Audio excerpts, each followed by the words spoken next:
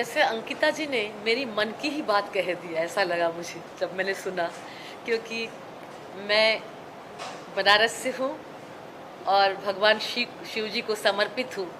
और ये बचपन से ये थॉट ही मेरे मन में था। जब अंकिता जी ने ये लिरिक्स मुझे भेजी तो मैं चौंक गई कि उसने मेरी मन की बात कैसे समझ ली।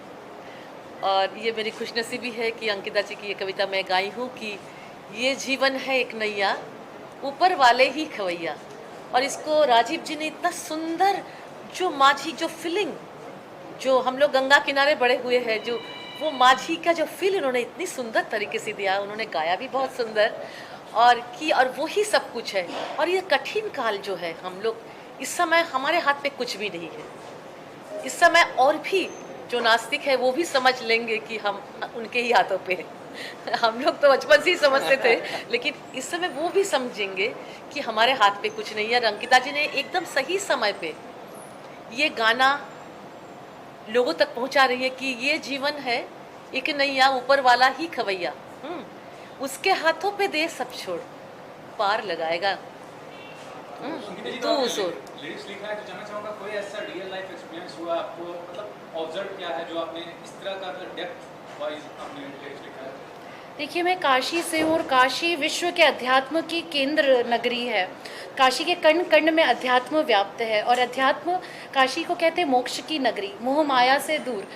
तो ये जो लिरिक्स है, ये जो गीत है, इसमें जीवन का दर्शन है। It's philosophy of life through out. और ये जो आप अनुभव की बात कर रहे हैं, ये सिर्फ मेरा ही नहीं, यहाँ उपस्थित जितने भी लोग हैं, आप सबके जीवन का अनुभव है। क्योंकि जब जीवन में ऐसी परिस्थितियाँ आती हैं, तब ये बात और गहराई से समझ में आती है कि हमारे हाथ में तो कुछ है ही नहीं, इट्स ऑल स्क्रिप्टेड। तो हम क्यों कोई परेशानी भी मोल लेते हैं, उसके हाथों में सब कुछ छोड़ क्यों नहीं देते? क्योंकि यही परिणति है हमारी। तो ये जीवन जो है हम सबका एक नाव के जैसे है और एक ट्रैवलिंग है ऑफ अ सोल। हम सब सोल्स हैं, हम सबकी एक ट्रैवलिंग चल रही है ना। तो इस ट्रैवलिंग में जो कुछ भी हो रहा है हमारे साथ में, तूफान आते हैं, कभी साहिल मिलते हैं, तो वो सब कुछ जो है अगर हम ईश्वर के हाथ में छोड़ करके उस ट्रैवलिंग को एंजॉय करें सरेंडर भाव से, समर्पण के भाव से, तो मुझे लगता है हम अपनी जीवन को बहुत खूबसूरती से जिएंगे और एंजॉय करेंगे उस पूरी जर्नी को। राजीव जी, आपसे चाहूंगा कि कितना सोलफुल आपको ये म्यूजिक बनाना और सोमा जी का एसोसिएशन और अंकिता जी का लिरिक्स, उसके बारे में बताइए कि किस तरह से आपने प्रोजेक्ट किया? ये पहले तो मैं बहुत बहुत धन्यवाद देना चाहूँगा अंकिता जी का, अरे प्लीज मी, जिन्होंने मुझे इतना खूबसूरत गाना कंपोज करने का मौका दिया। और उससे बेहतर सोने पे सुहागा ये हुआ कि एक ऐसी आवाज़ जो इस गाने के लिए बिल्कुल बनी ही थी। हम गाना बनाते नहीं हैं, गाना बनता है। हम जब बनाते हैं तो कुछ और बनता है, लेकिन जब वो वहाँ से देता है तो फिर ऐसी चीज़ें बनती है जहाँ से आप कनेक्ट होते हैं अपनी रूह से, ऊपर वाले से। तो मुझे बहुत, मैं ये कहूँगा कि मैंने कुछ ना करते हुए एक ऐसी चीज़ एक्सपीरियंस की, कैसे लगा, कह रहे हैं ये कब कंपोज हुआ, कब लिखा गया, कब रिकॉर्ड हुआ। राकेश चौरसिया जी ने लाजवाब इसमें फ्लूट बजाई है। सोमा जी की आवाज़ जब मैंने माइक पे सुनी तो ऐसे लगा कि इससे बेहतर कुछ हो ही नहीं सकता था। कि कोशिश रहती है कि हम जब भी पहुँचें किसी के पास भी, तो दिमाग से ना पहुँचें, दिल से ही पहुँचें। अंकिता, लिरिक्स राइटर, तो जानना चाहूँगा आज के दौर में जिस तरह गाने आते हैं बेसिकली का ब्रेकिंग है, तो ज़्यादातर गाने मतलब उतनी मीनिंगफुल, उतने सूटफुल नहीं होते हैं। तो कितना वो कमी नजर आ रहा है आज के दौर में जो म्यूजिक आ रहा है, इसके बारे में बताइए, क्या समझना चाहेंगे? जी बिल्कुल, आपने ठीक बात कही और उस चीज़ की चिंता हम सबको है। ओरिजिनल म्यूज़िक की कमी बहुत खल रही है, इसीलिए देखिए जो पुराने गाने उन्हीं को रीमिक्स करके, मुझे तो लगता है उसके साथ भी ये गलत हो रहा है। तो हम लोग का सम्मिलित प्रयास ये है कि एक तो हम ओरिजिनल म्यूज़िक पे वर्क करें, ओरिजिनल लिरिक्स राइटिंग हो, ओरिजिनल म्यूज़िक हो।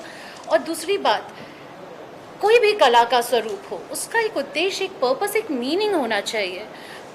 उसकी व्यापकता आप समझिए ना, एक गाने का क्या प्रभाव पड़ता है, संपूर्ण जीवन की फिलॉसफी उतर आती है। तो किसी की मुस्कुराहटों पे हो निसार, किसी का दर्द मिल सके तो ले उधार, ये गाना नहीं है, जीवन का दर्शन है। तो ऐसे गाने जो, जैसा हमारे ये मांझी है, ये गाना नहीं है, इसमें जीवन का दर्शन है। ऐसे गाने जब लिखे जाएंगे और आप सबके माध्यम से आप ही पहुंचाएंगे उसे जन जन तक, तो जो सुनने वाला है उस पर जो असर होगा, प्रभाव होगा, वो सिर्फ एक गाने के रूप में नहीं होगा, उसके जीवन में उसको कितना संबल मिल सकता है, हम क्या कुछ दे सकते हैं किसी को एक संगीत के माध्यम से, ये उसका उदाहरण है। राजीव, आपने जब म्यूजिक के बारे में, म्यूजिक भी आप देखें काफी लाउड रहता है, सोलफुल म्यूजिक जिसे कहते हैं, जो पहले के जमाने में होता था, या आज के जमाने में खैर काफी कम है, तो वो कितनी कमी करती है आपको म्यूजिक डायरेक्टर? इसीलिए मुझे वो अकेले खड़े रहना भी ठीक लगता है कि मैं इस सफ़र में अगर अकेला भी हूँ तो कोई बात नहीं, लेकिन जब सुनने वालों की बारी आएगी तो मेरी तरफ ही आएंगे। साउंड में और कंपोजिशन में, सोल में बहुत बड़ा डिफरेंस है। हम इस वक्त टेक्नोलॉजी ज़्यादा सुन रहे हैं, म्यूज़िक कम। पहले टेक्नोलॉजी नहीं थी तो म्यूज़िक आता था। बिल्कुल सच बात है। आज के दौर में हमें टेक्नोलॉजी को ज़रूर यूज़ करना है, लेकिन मेलेडी पहले रहे, अल्फाज पहले रहे। जिस धरती से हम बिलोंग करते हैं उसकी एक मर्यादा है। तो बीइंग अ खानदानी, मैं जयपुर घराने से बिलोंग करता हूँ। मेरे पिताश्री पंडित के महावीर जी, जिन्होंने लता दीदी को आज से 50 साल पहले रिकॉर्ड किया आँख से आँख, उसकी 50वीं वर्षगांठ है। तो आज भी वो उतनी ही नहीं है, क्योंकि अच्छा था, सही था, ओरिजिनल था। तो मीडिया एक इतना बड़ा ज़रिया है कि ओरिजिनल दिखाएं, क्योंकि हम अगर अपनी नेक्स्ट जनरेशन को अगर ये नहीं देंगे कि माजी क्या है, उनको लगेगा कोई माजी है। नहीं, माजी नहीं है, वो माजी अलग है, और वो भी वो वाला माजी है जो सबको तार रहा है। तो ओरिजिनल म्यूज़िक बहुत इम्पॉर्टेंट है, और आज के दौर में इसी चीज़ ने सिर्फ सबको एक करके रखा है, वरना बटने में तो देर नहीं रही। शिवाजी, आपसे जानना चाहूँगा कि आप काफ़ी मतलब ट्रेंड हैं, काफ़ी एजुकेटेड हैं इस फील्ड में। आज के दौर में जो सिंगर्स बेसिकली आते हैं, देखा जाए तो काफ़ी सारे ऐसे होते हैं जो लगता है कि ट्रेंड है, उनको उस तरह का नॉलेज है उस चीज़ के बारे में, तो उसके बारे में क्या कहना चाहेंगे? संगीत, जैसे इन दोनों ने कहा ना कि कविता और सोल, हमारे जो गीतों में इस दोनों की ज़रूरत पड़ती है, कविता एंड सोल। उसके ऊपर सबसे परे सुर। आपको गाने की अधिकार ही नहीं है जब तक आपका संगीत से परिचय न हो। पहले संगीत को समझो कि संगीत है क्या। एक सुर को लगाने में जिंदगी बीत जाती है। भारत रत्न बिस्मिल्लाह खान साहब जब गुजर रहे थे, उसके 2 महीने पहले कहा था कि अभी तक सुर नहीं मिला। कम से कम इस बात को तो हम लोगों तक पहुंचा दे कि उन्होंने ये कहा था 92 एज में। आज के बच्चे इसको समझ नहीं पा रहे, संगीत से बिना परिचय करके ही गाने लगते हैं। और ये रियलिटी शो की जो भरमार आ रही है आज के ज़माने में, चैनल्स पे, डिजिटल मीडियम पे काफ़ी सारे रियलिटी शो सिंगिंग के, उसके अंदर वो कितना आपको लगता है कि सफलता के लिए ज़रूरी होता है कि रियलिटी में भाग लीजिए फिर आप? देखिए, जब छोटा सा पेड़ होता है ना, उसको फेंसिंग दी जाती है, संवारा जाता है जब तक वो बड़े ना हो जाए।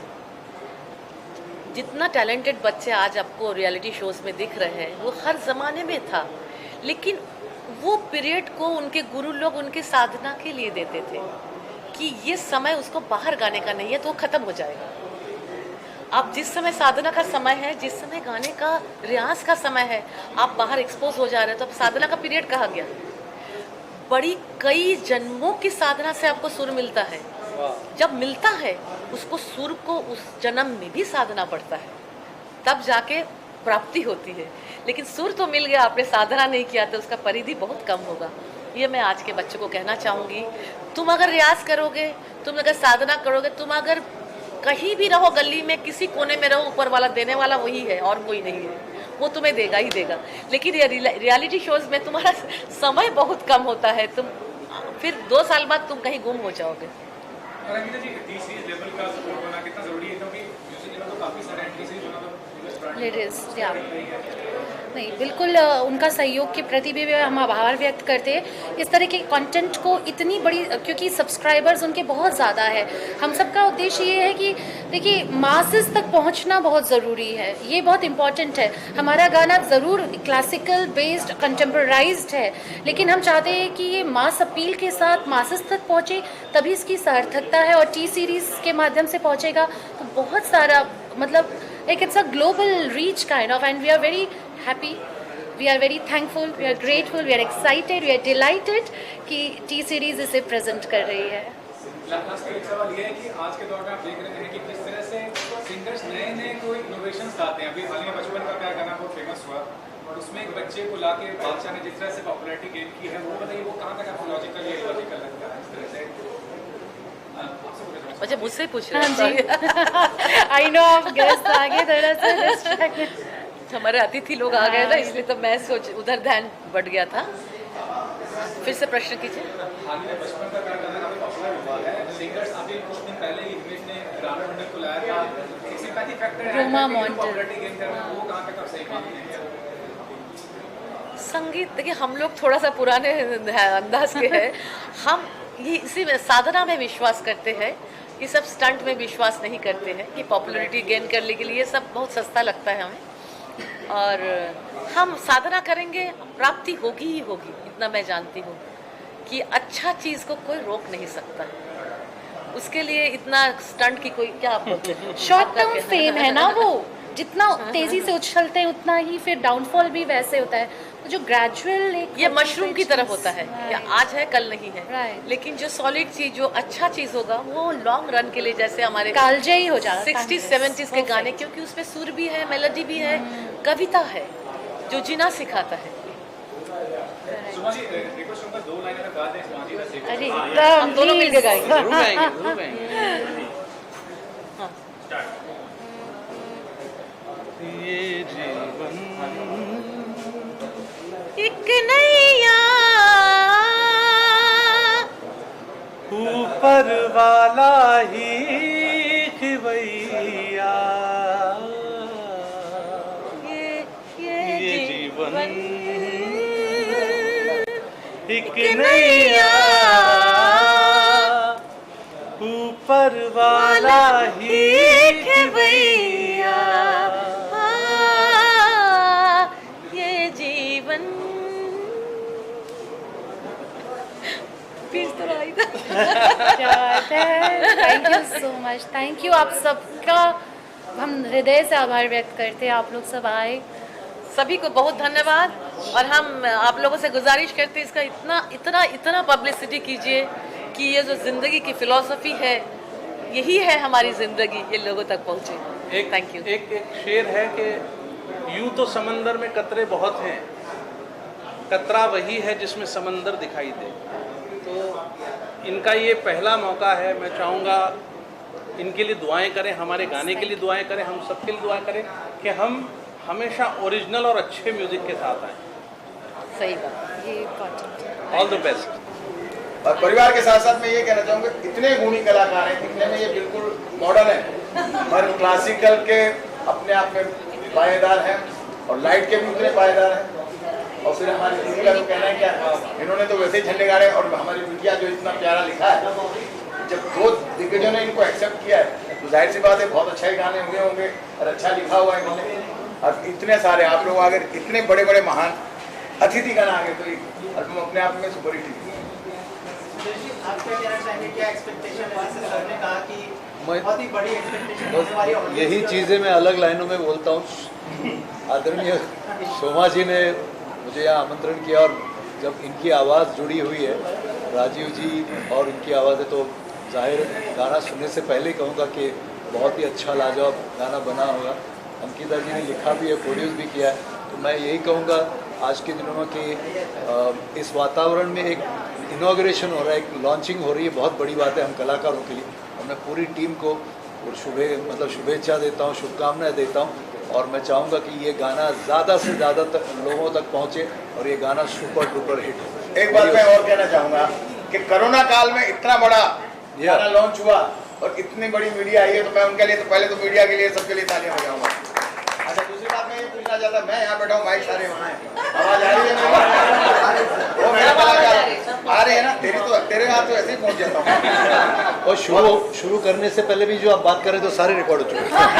Very good. और सभी भाई को सलाम करा।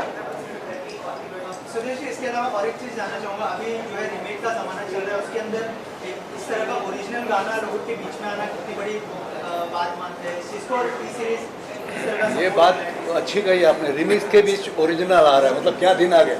अरे मैं एक जगह जूरी था, वहाँ रिमिक्स का अवार्ड उन्होंने नया शुरू किया और मेरे ही हाथों दिया उन्होंने। बहुत अच्छा। लेकिन रिमिक्स बुरी बात नहीं, कुछ गानों के लिए अच्छा लगता है, लेकिन कुछ ऐसे है ना जो बहुत प्योर गाने हैं, उनको टच नहीं करना। सत्यानाश मत करो। सत्यानाश मत करो। तो लेकिन देखो ये ना, ये बहस है ना बहुत लंबी है। हमारी एज के लोग कहेंगे कि गलत है, अब यंग जनरेशन को बोलोगे तो वो अच्छा कहेंगे। तो इसमें मुझे लगता है जो चलता है चलने दो। नहीं नहीं, मैं मगर आपकी बात को काटना चाहूँगा बीच में और बोलना चाहूँगा भाई, अब मेरे ही गाने को रिमिक्स कर रहे हो और मैं घर में बैठा हूँ, कोई दूसरा आदमी रिमिक्स कर रहा है, कैसे चलेगा? अच्छा, मैं एक अवार्ड फंक्शन में बैठा था, मेरे साथ आनंद जी भाई बैठे थे, सीनियर आनंद जी भाई, और उनके गाने को एक यंग म्यूजिक डायरेक्टर अवार्ड लेके गया, उनका नाम भी नहीं लिया। Very good. रिमिक्स का अवार्ड ले गया आनंद जी भाई के गाने को। तो ये है सर। सुदेश भाई ऐसा करते हैं कि जिस मौजू पे जिस जगह पे आए हम उसकी बात करें तो ज़्यादा बेहतर रहेगा। क्या कहना चाहेंगे मांझी? देखिए, मैं तो यही कहना चाहूँगा कि एक तो बहुत दिनों के बाद आप लोगों से मिलने का भी मौका मिला और उसका श्रेय एक बहाना बनता है। वो बहाना बहुत ही खूबसूरत बहाना है कि आज शोमा जी के द्वारा गाया हुआ गीत और अंकिता के द्वारा लिखा हुआ, और राजीव महावीर जिनका नाम है वो संगीतकार हैं, तो इससे वेरी गुड कॉम्बिनेशन। और खुशी की बात तो ये है कि आज जितने भी यहाँ बैठे हुए हैं, सुदेश जी बैठे हैं, दिलीप जी बैठे हैं और सभी बैठे हुए हैं यहाँ पर, और हमारे साथ एक बहुत खूबसूरत सिंगर भी बैठी हुई हैं, सभी इस बात की सहमति देंगे और कहेंगे कि it is always good once an original song comes in the market actually. तो मैं समझता हूँ कि शोमा जी के इस टीम के लिए हमें अपनी तरफ से एक बार जरूर तालियां बजानी चाहिए। एंड आई स्ट्रांगली फील, एक अगर हम मुद्दे की बात करते हैं, समय के साथ सबको बदलना पड़ता है। सवाल मिक्स और रीमिक्स का नहीं है, आज मिक्स एंड रीमिक्स है, कल को उठ के कोई के दूसरा दौर आएगा। आज हम डिजिटल के दौर पे आ गए हैं। जैसे आज हम टेलीविज़न बनाते थे, 1986 से लेकर आज तक टेलीविज़न बनाया 15,000 घंटे, लेकिन समय के साथ हम बदले हैं, समय के साथ हम डिजिटल प्लेटफॉर्म पे चले गए हैं, समय के साथ साथ हम डिजिटल क्रिएशंस कर रहे हैं। So we have to change with the time. So I think original भी अपनी जगह रहेंगे, रीमिक्स भी अपनी जगह रहेंगे, दोनों का एक सामंजस्य अगर इकट्ठा रहे, दोनों में एक तालमेल रहे, तो मैं समझता हूँ कि एक म्यूज़िक इंडस्ट्री के लिए और ओवरऑल इंडस्ट्री के लिए एक बहुत ही बढ़िया बात है। तो मैं अपनी तरफ से यही कहूँगा कि let the spirit of music always be on the four front. संगीत का जो अपना जादू है वो अपनी जगह रहे, और हम लोग जो हैं, जो इस मीडिया इंडस्ट्री से जुड़ों में इतने सालों से, उसी जोश के साथ, उसी खरोश के साथ आगे बढ़ें। एक शेर है शोमा जी, आपके लिए मैं कह दूंगा और उन सब के लिए कह दूंगा। कहते हैं, कुछ पाने के लिए दिल में जुनून चाहिए, कुछ पाने के लिए दिल में जुनून चाहिए, रगों में दौड़ता हुआ खून चाहिए, आएगा आसमां भी ज़मीं पर, बस इरादों में फतेह की गूंज चाहिए। बस सबसे बड़ी बात यही आ जाती है। Thank you very much. क्या कहना चाहेंगे मांझी के बारे में? कितने एक्साइटेड है गाना सुनने के लिए और क्या एक्सपेक्टेशन है? सबसे पहले तो मैं ये कहना चाहूँगी, मैं बिल्कुल सहमत हूँ धीरज जी ने जो बताया। इतने दिनों के बाद, पैंडेमिक में इतने दिनों के बाद मीडिया के साथ बैठी हूँ, आप सबके साथ, बहुत अच्छा लग रहा है। और शोमा जी के बारे में यही कहूँगी, शोमा जी जो है बहुत ही बेहतरीन सिंगर है। उनकी आवाज़ में बंगाल की जादू है, बहुत सुंदर है, वेरी स्वीट वॉइस है, तैयार बहुत है, बहुत ही मतलब मैं तो उनके फ़ैन हूँ। और जो उन्होंने किया माझी, ये जो एल्बम है, राजीव जी को बहुत बहुत, राजीव जी इज़ वेरी टैलेंटेड म्यूजिशियन और मुझे उम्मीद है बहुत अच्छा ही होगा। अंकिता जी का ये फर्स्ट अटेम्प्ट है, बहुत बहुत शुभकामनाएं, बहुत बहुत, और मुझे उम्मीद है आप सबको बहुत पसंद आएगा। एक नया कंपोजिशन है, ओरिजिनल कंपोजिशन है, उसकी बात ही कुछ अलग है। All the best. Thank you. All the best. मेरी तरफ से तो यही शुभकामनाएं कि जिसके नाम में ही महावीर लगा हुआ है, उसका तो अभी तक हमने उसका म्यूज़िक सुना है राजीव महावीर जी का, लेकिन अब गाना भी सुनेंगे। और जैसा ये नाम है गाने का, माझी, माझी का मतलब होता है पार लगाना, तो हम ये उम्मीद करते हैं कि ये गाना भी हमारे संगीत को पार लगाएगा, कुछ अच्छी अच्छी चीज़ें होंगी इसमें। शोभा जी से हमारा 15 साल का साथ है, उनके हर एल्बम में मेरा संगीत होता है या मेरा म्यूज़िक होता है किसी भी तरह से, और इनको मैं आज एक नए कॉम्बिनेशन में सुनने वाला हूँ। तो इनकी आवाज़ की जो सौम्यता है, जो मुखरता है, मुझे लगता है कि वो इस गाने में और अधिक उभर के आएगी, क्योंकि इन्होंने राजीव महावीर जी के साथ में गाया। और अंकिता जी को बहुत बहुत शुभकामनाएं। मैं चाहूँगा कभी मेरे म्यूज़िक में भी इनको, मुझे इनकी लिरिक्स के लिए मौका मिले, बहुत अच्छा रहेगा। Thank you so much. Ankita ji को बहुत बहुत बधाई कि इतना सुंदर एल्बम उन्होंने आज लॉन्च किया है, और तमाम हमारे पूरे म्यूज़िक फ्रेटर्निटी के सब भाई बहन सब बैठे हुए हैं। और राजीव जी के बारे में यही बोलूँगा कि बहुत ही कमाल कलाकार है, क्योंकि मेरे छोटे भाई तो हैं ही, साथ ही मेरे मौसा जी स्वर्गीय के महावीर जी के पुत्र हैं, तो डेफिनेटली कुछ अलग लेके आएंगे वो, क्योंकि वो भी एक अलग छाप थी उनकी। तो मैं अंकिता जी को, राजीव जी को, शोमा जी को बहुत बहुत बधाई देता हूँ कि ये एल्बम, जैसा इनका पहले वाला एल्बम हिट हुआ है, ये एल्बम भी मिलियंस हिट में ये आगे जाए। बहुत बहुत बधाई हुआ। मैं भी सारे गुरीजन यहाँ बैठे हैं, सभी लोगों ने बधाई दी, बस मैं भी साथ में बधाई सुनाना चाहता हूँ। बहुत सारी शुभकामनाएं आज के लिए।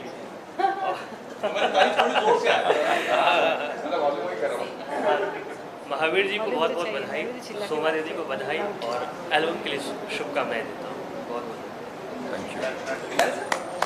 बहुत बहुत एक्चुअली मैंने दिया था एक बार बहुत पहले। ये जो एक पैंडेमिक पीरियड हम लोगों ने एक्सपीरियंस किया पिछले लगभग 1.5 साल से, जब इतनी तेज़ी से भागती दुनिया भी एक तरह से थम गई, और हम लोगों को बहुत सारा मौका मिला अपने साथ समय बिताने का। हम इतनी तेज भाग दौड़ में अपने से ही दूर हो गए थे, तो बहुत सारी चीज़ें हुई जो अंदर से हमारे अंदर थी और हम भी उससे अभी तक परिचित नहीं थे। तो वही एक टाइम ऐसा आया जब अंकिता जी ने उसको शब्दों का एक स्वरूप दिया, और ये पेंडेमिक पीरियड में लिखा हुआ एक गीत है। हम लोग जिस शहर से हैं, हम लोग काशी से हैं, जो मोक्ष की नगरी है। क्या तो ये एक ऐसी यात्रा है जो हम अपने जीवन में बिताते हैं, और एक यात्रा हम इस जीवन के बाद भी जीते हैं। एक यात्रा हमारी आत्मा की होती है जो परमात्मा से मिलने की तरफ जाती है। तो इस पूरे गीत का एक कॉन्सेप्ट, एक पर्सपेक्टिव वो भी है कि एक माझी जो है वो जो हमारी सोल है उसको हमारे परमात्मा तक ले जा रहा है, और उसके बीच का ये पूरी जर्नी की एक को शब्दबद्ध किया गया है, जो कि हमारे काशी का एक कह सकते हैं कि बहुत बड़ा एक उस धरती का है कि वो एक ऐसी जगह है जहाँ हम जन्म मृत्यु के इस बंधन से मुक्त होकर मोक्ष की तरफ चले जाते हैं। तो ये सॉन्ग अगर उस पर्सपेक्टिव से देखेंगे तो वो उसके भी कुछ आपको जर्नी के चीज़ें मिलेंगी, फील मिलेगा। और जिस तरह से सबसे बड़ी बात थी कि अगर हम लोग कहें जो भी नाव से संबंधित, नाविक से संबंधित चीज़ें हैं, वो आर.डी. बर्मन साहब की एक तरह से साइन वो एक चीज़ है जो कि उन्होंने उसको एक अलग स्वरूप दिया, और उसमें बंगाल के म्यूज़िक का, वहाँ के कंटेंट का एक टच आता है। तो हम लोग जब काशी की यात्रा को दिखा रहे हैं और उसमें हमारा जो हीरो है वो माझी ही है, लेकिन हमको काशी को दिखाना है, तो उसके लिए राजीव जी ने काफ़ी सोचा, और हम लोग जैसे माझी के एक स्वर को हैया हो और बहुत सारे ऐसे चीज़ें जो आर.डी. बर्मन जी ने हम लोगों को बताई। तो वो एक बहुत बड़ा गैप था कि उसके बाद हम लोगों ने माझी को किसी तरह से पोर्ट्रे नहीं किया। तो इसमें उसके लिए भी उन्होंने नया एक टर्म डेवलप किया राजीव जी ने, जो कि चप्पू के साउंड को एक शब्द नया दिया जा रहा है, गुम ना हो। तो वो भी मेरे ख्याल से बस हम लोग कुछ ही सेकंड में अब इसको रिलीज़ करने जा रहे हैं, लॉन्च करने जा रहे हैं। तो आप उसको सुनेंगे तो आपको वो महसूस होगा कि अगर हम लोग चाहें तो कुछ ओरिजिनल अगर सामने लाएं तो वो कितना पावरफुल हो सकता है। और उसकी एक उसके मैं साक्षी हूँ।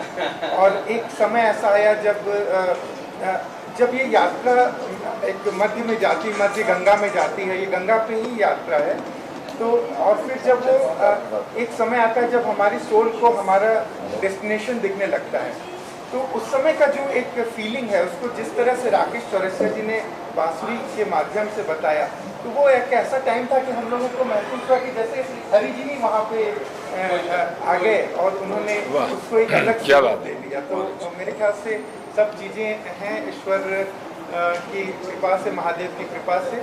आज हम लोग चाहते हैं कि अब हम लोग जिस एक बुरे दौर से बीते हैं, अब कभी हम लोग को ऐसा न सामना करना पड़े और हम लोग अपने क्रिएटिव जो भी हमारी सोच है उसको एक नए नए आकार दें। इसी शुभकामनाओं। मुंबई रफ्तार न्यूज़ की खबरें पसंद आने पर हमारे YouTube चैनल को सब्सक्राइब करें और लाइक करें।